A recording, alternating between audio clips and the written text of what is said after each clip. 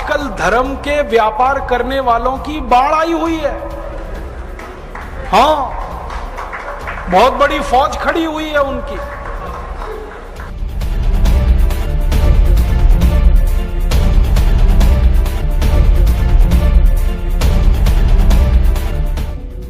शराब का सबसे पहला फायदा, शराब आपके कॉन्फिडेंस को बढ़ाती है।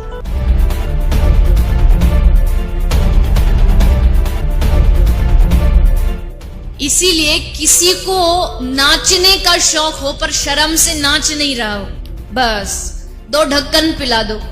और इस रास्ते पर हमको भटकाने वाले 10-20 नहीं है, सैकड़ों लोग हैं।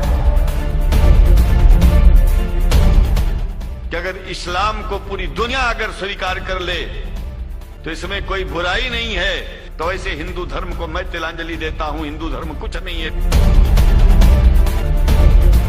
और भगवान राम की जिंदगी के वो प्रसंग कभी नहीं सुनाते जो हम में वीरता पैदा करें। सूरत आपकी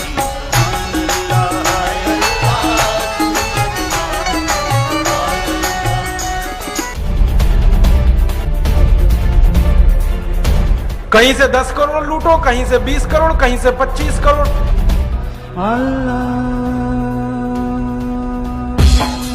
तेरी मोहब्बत दिल में है या अल्लाह, तेरी मोहब्बत दिल में है या अल्लाह।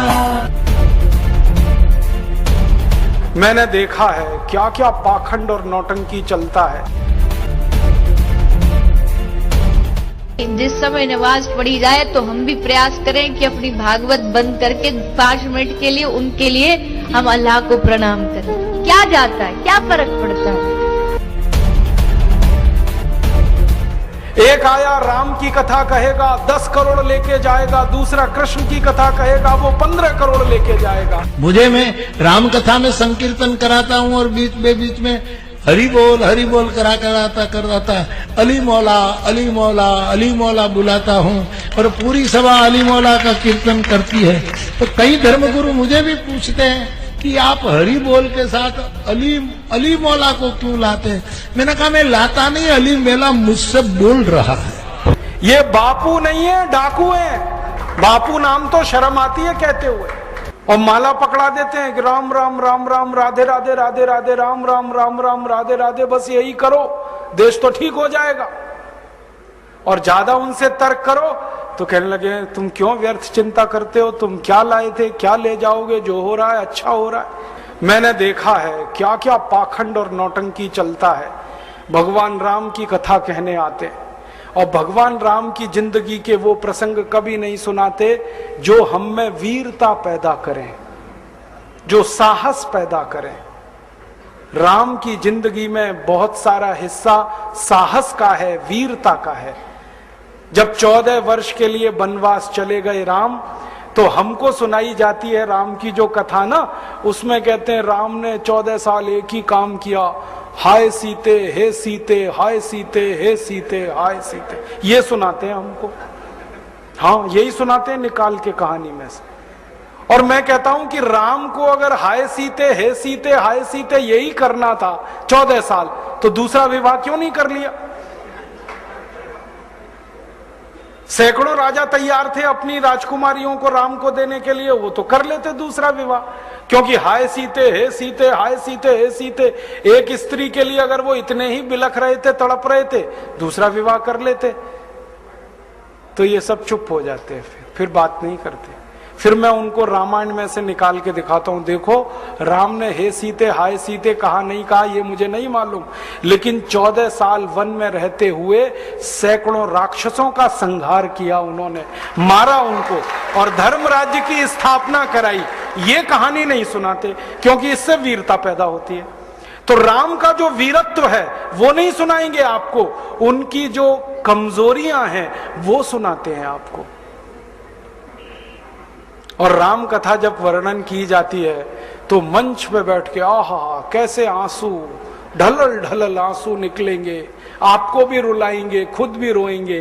किस बात के लिए? हो राम को वन गमन में इतना कष्ट हो रहा है, वन में इतनी तकलीफें हो रही हैं, तो राम की तकलीफों का वर्णन कर रहे हैं, आंसू आ रहे हैं, और ये सारा वर्णन एयर कंडीशनड मंच पर बैठकर होता है। अपने को तकलीफ नहीं होनी चाहिए, राम की तकलीफों का वर्णन कर। एयर कंडीशन मंच चाहिए, एयर कंडीशन घर चाहिए रहने के लिए, एयर कंडीशन कार चाहिए, और चार्टर्ड प्लेन चाहिए आने और जाने के लिए, तब राम की कथा सुनाई जाएगी। जो राम जिंदगी भर पैदल चलते रहे, जिन्होंने अपना रथ भी छोड़ दिया था अयोध्या से निकलते समय, वो राम ने जिंदगी भर पैदल चल के काम किया, और यहां एयर कंडीशन कारों में घूम घूम कर, चार्टर्ड प्लेन में घूम घूम कर राम की कथा सुनाते हैं। वो कथा वथा नहीं है, वो उद्योग है, व्यापार है, बिना टैक्स का। और मुझे बहुत शर्म है ये कहते हुए, समय आने पर प्रमाण से बात करूंगा कि राम कथा कहने वाले ब्लैक मनी को व्हाइट मनी करने के काम में लगे हुए एजेंट हैं, और इससे ज्यादा कुछ नहीं है। और मुझे इससे भी बड़ी शर्म आती है कहते हुए कि आप जो उनको दे रहे हैं दान के रूप में, वो पैसा ब्याज पर उठा रहे हैं वो दूसरे लोगों को, और आपके दिए हुए पैसे से धंधा बना रहे हैं अपना। फिर ऐसे कृष्ण की कथा कहने वाले आ जाते हैं, कहते राधे राधे राधे राधे राधे राधे, और कुछ कहो ही मत, राधे राधे। कंस को मारा, जरासंध को मारा, शिशुपाल को मारा, अधर्मियों को मारा, ये सब थोड़े में, राधे राधे राधे राधे बड़े में। हाँ, क्योंकि आपको कायर बनाना है ना, निर्वीर बनाना है, नपुंसक बनाना है, तो वीरता की कहानी क्यों सुनानी है? तो चुन चुन कर ऐसी कहानियां सुनाते हैं। और मैं आपको बहुत गंभीर बात कह रहा हूं कि ये सारे हमारे देश में जो पाखंडी लोग हैं ना, राम और कृष्ण की कथा कहने वाले, ये सरकारों के साथ मिले हुए हैं, क्योंकि सरकारों ने इनको एक कान में मंत्र फूंका है, तुम लोगों का ध्यान इस तरफ भटकाते रहो ताकि कोई महंगाई के खिलाफ न लड़े, गरीबी के खिलाफ न लड़े, बेरोजगारी के खिलाफ न लड़े, अत्याचार के खिलाफ न लड़े, वो डूबा रहे राधे राधे राधे राधे राम राम राम राम, बस इसी में। और समझाते रहो, तुम क्या लाए थे, तुम क्या ले जाओगे, क्यों व्यर्थ चिंता करते हो, जो हो रहा है अच्छा हो रहा है, आगे होगा और भी अच्छा होगा। एक रास्ता ये है। अब दो रास्ते हैं अपने सामने, एक रास्ता भगत सिंह का, ऊधम सिंह का, चंद्रशेखर का, एक रास्ता हमारे ये धर्म गुरुओं का, पाखंडियों का, जो राम की कथा, कृष्ण की कथा। मुझे बहुत ऑफर आए हैं, मैं आपको दिल का दर्द बता रहा हूं, सच में कह रहा हूं, आपसे नाम नहीं लेता। मुझे ऑफर आए कि तुम कहां बेकार भटक रहे हो, मेरे साथ आ जाओ। मैंने कहा बापूजी क्या होगा उसमें? तो कहने लगे जितना मिलता है वो डबल हो जाएगा। मैं बोल रहा कैसे? तो उन्होंने कहा तुम्हारी वाणी में बहुत जोर है, और मेरे पास लोगों की भीड़ इकट्ठा करने का, मजमा लगाने का तरीका है। मैं ऐसा डमरू बजाता हूं कि सब इकट्ठे होते हैं, और तुम्हारी वाणी में जोर बहुत है, मिलके लूटेंगे, थोड़ा तुम्हारा थोड़ा मेरा। ऐसे खुले ऑफर हैं मेरे पास। और मैं कहता हूं बापूजी माफ करो। क्यों? कहते तुम्हें पैसे नहीं चाहिए। मैंने कहा पैसे ही चाहिए होते तो बहुत रास्ते हैं मेरे पास, यही एक बचा है। पैसे ही कमाने हैं तो बहुत रास्ते हैं, ये एक रास्ता थोड़ी है। बहुत तरीके हैं, पैसे कमा लूं, घर बना लूं, बीवी बच्चे ले आऊं, करोड़पति हो जाऊं, 10 करोड़पति हो जाऊं, 100 करोड़पति हो जाऊं, बहुत आसान काम है ये तो। थोड़ी चालाकी हो तो सैकड़ों करोड़ बनाना बिल्कुल मुश्किल नहीं है इस देश में। फिर अंत में तो वही होगा ना, सैकड़ों करोड़ हो गए, एक दिन डायबिटीज होगी, एक दिन अर्थराइटिस होगा, एक दिन हार्ट अटैक आएगा, मैं मरने ही वाला हूं। तो मरना तो है ही, वहां भी शायद जल्दी मरूं, क्योंकि जब शरीर में तामस वृत्ति आती है ना तो जल्दी मरता है आदमी। जब तक सात्विक रहता है तब तक थोड़ा दम रहता है, तो तामस वृत्ति आएगी, मरना मुझे वहां भी है। तो क्यों ना इस रास्ते पे चल के मरूं जहां सात्विक वृत्ति भी है, मरना है ये तो पक्का ही है, जिंदा तो कोई रहेगा नहीं। तो भगत सिंह का रास्ता क्या बुरा, ऊधम सिंह का रास्ता क्या बुरा, चंद्रशेखर का रास्ता क्या बुरा, कुछ करके मरो ना।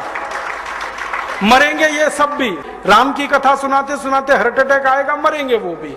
डायबिटीज सबको हो रखी है, मैंने देखा है नजदीक से जाके, सब इंसुलिन लगाते हैं, खाते हैं गोलियां, अपनी डायबिटीज नहीं मिटा पाते, दूसरों को उपदेश देते फिरते।